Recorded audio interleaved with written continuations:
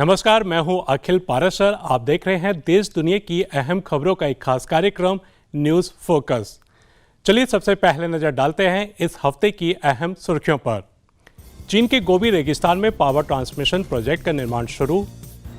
Terracotta warriors में मिली 2000 वर्ष पुरानी मूर्तियां। दक्षिण कोरिया में मकान मालिक और किराएदार दोनों परेशान।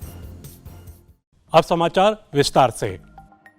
इन दिनों चीन निंगशा हुई स्वायत्त प्रदेश के गोबी रेगिस्तान में 800 kilowatt ultra high voltage power transmission project का निर्माण कर रहा है, जो देश के पश्चिमोत्तर भाग से मध्य भाग तक पवन और सौर ऊर्जा ट्रांसमिट करेगा। यह पावर ट्रांसमिशन प्रोजेक्ट 1634 किलोमीटर तक फैला है और कई प्रांतीय स्तर के क्षेत्र से गुजरेगा। साल 2025 में इसका संचालन शुरू हो जाएगा। इसमें लगभग 28 अरब युएन का निवेश हुआ है। चीन में कई रेगिस्तान हैं जहां बहुत अधिक धूप और हवा है, इसलिए यह प्रोजेक्ट उन जगहों में बिजली लाने में मदद करेगा जहां इसकी आवश्यकता है। चीन के हनान प्रांत के शीशांग शहर में 100 से अधिक बीज बोने वाली मशीनें अब किसानों को उनकी फसल को अधिक सटीक और कुशलता से लगाने में मदद करने के लिए पेइतो नामक एक विशेष नेविगेशन प्रणाली का उपयोग कर रही हैं।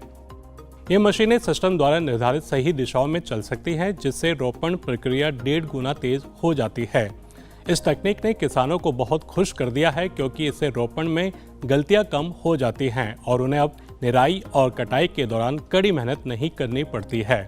आपको बता दें कि इस नई तकनीक के साथ वहां के किसानों ने लगभग 666 हेक्टेयर से अधिक खेतों में सफलतापूर्वक सोयाबीन और मक्का बोया है।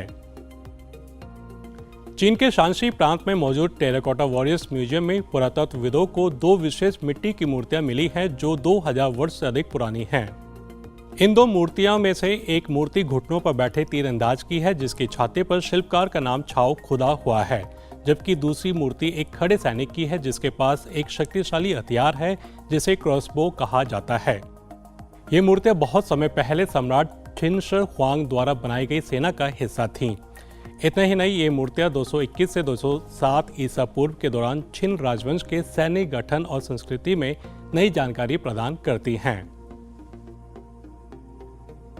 जापान के पर्यावरण मंत्रालय ने अधिकांश क्रेफिश की बिक्री पर प्रतिबंध लगा दिया है, क्योंकि ये पर्यावरण को नुकसान पहुंचा रहे हैं। दरअसल ये क्रेफिश एक आक्रामक प्रजाति है, जिसका अर्थ है कि वे जापान से संबंधित नहीं है और पानी के नीचे के जीवन के नाजुक संतुलन को नुकसान पहुंचा रही हैं। टोक्यो की एक झील में क्रेफिश विशेष पौधे खा रही हैं और पानी को गंदा और बदबूदार बना रही हैं। इस समस्या को रोकने के लिए सरकार ने क्रेफिश को पकड़ने के लिए जाल लगाए हैं। इस नियम को तोड़ने वाले को जेल जाना पड़ सकता है या बड़ा जुर्माना भरना पड़ सकता है।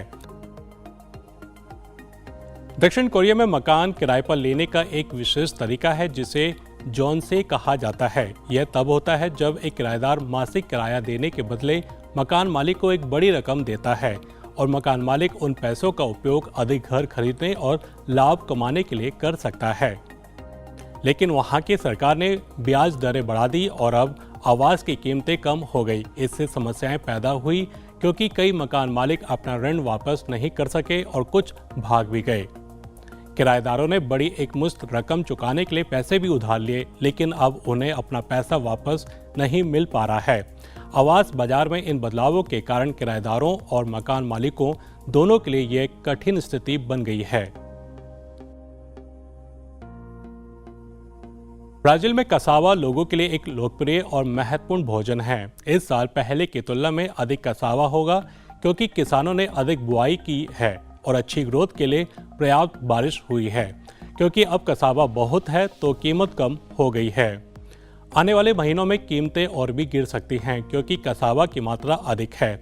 यह उन लोगों के लिए अच्छी खबर है जो कसावा खरीदना चाहते हैं, क्योंकि यह अधिक किफ़ायती होगा। तो ये थी इस हफ्ते की अहम खबरें। अब चलते हैं हमारे एक स्पेशल सेगमेंट न्यूज़ स्टोरी की तरफ।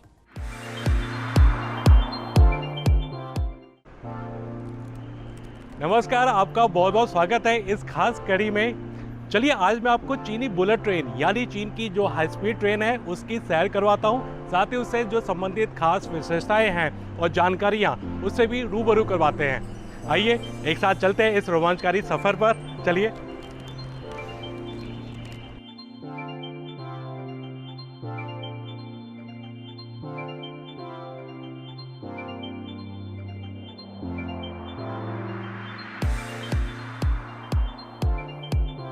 चीन का हाई स्पीड ट्रेन नेटवर्क अपनी अविश्वसनीय गति, एफिशिएंसी और एडवांस टेक्नोलॉजी के लिए दुनिया भर में प्रसिद्ध है।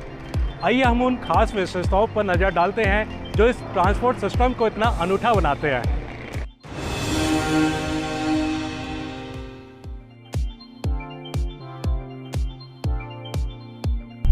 चीन की हाई स्पीड ट्रेन, यानी जिसे हम चीन की बुलेट ट्रेन भी कहते हैं, वो अपनी अद्भुत गति के लिए दुनिया भर में मशहूर है। वे 350 किलोमीटर प्रति घंटे तक की गति तक पहुंच सकती है। सच में ये दुनिया में सबसे तेज चलने वाली ट्रेनों में से एक है। इतनी तेज स्पीड पूरे देश में एक प्रभावकारी ट्रांसपोर्ट की गारंटी देती है और एक कुशल यात्रा सुनिश्चित करती है।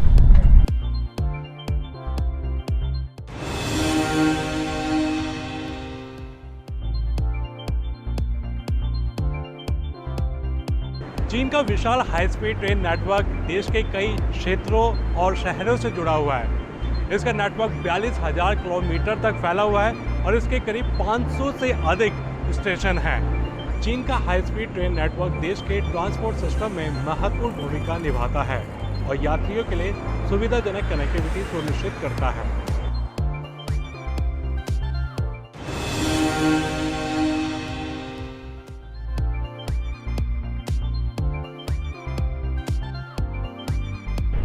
चीन की high speed train advance technology से लैस है। इसमें सफ़र करना शानदार रहता है और आरामदायक रहता है। यहाँ बैठने की सीट काफ़ी बड़ी और चौड़ी भी है। यात्री यहाँ अपने पैर बड़े आराम से फैला सकते हैं और बड़ी बड़ी खिड़कियों से बाहर का नज़ारा भी देख सकते हैं। सभी ट्रेनों में एसी भी है। कुल मिलाकर इसमें यात्रा करने का अनुभव बेहद लाजवाब होता है।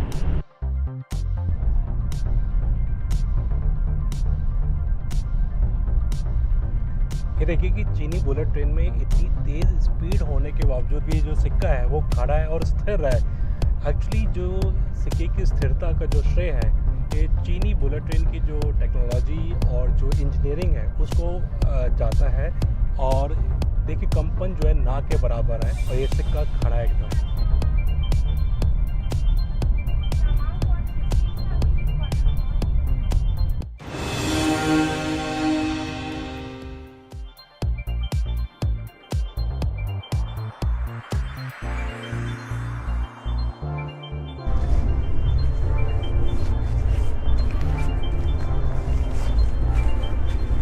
चीन की बुलेट ट्रेन न केवल तेज़ है और कुशल है बल्कि इको फ्रेंडली भी है। जो चीन की जो बुलेट ट्रेन है उसमें एडवांस एनर्जी सेविंग टेक्निक का इस्तेमाल किया गया है और साथ ही इसमें रीजनरेटिव ब्रेकिंग सिस्टम भी है। इसके अलावा नेटवर्क की बिजली रिन्यूएबल सोर्सेज के मिश्रण से मिलती है, जैसे कि पवन ऊर्जा और सौर ऊर्जा। इसके कार्बन फुटप्रिंट्स को भी कम करते हैं।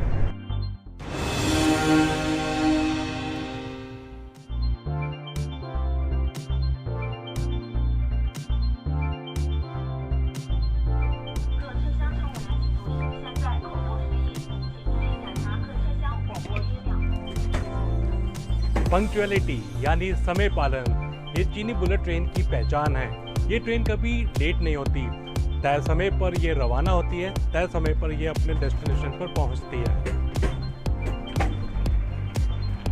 सच में यात्री ट्रेनों की समयबद्धता पर भरोसा कर सकते हैं, जिससे उन्हें मानसिक शांति मिलती है। साथ ही ये सुनिश्चित होता है कि उनकी यात्रा योजना के अनुसार है। चीन का हाई स्पीड ट्रेन सिस्टम नवाचार और प्रगति के प्रति देश के समर्पण को बहुत ही खूबसूरती से दिखाता है। अपनी उल्लेखनीय गति, व्यापक नेटवर्क, एडवांस तकनीक, पंक्चुअलिटी और सस्टेनेबिलिटी के माध्यम से इसने वास्तव में लोगों के चीन में यात्रा करने के तरीके में क्रांति ला दी है।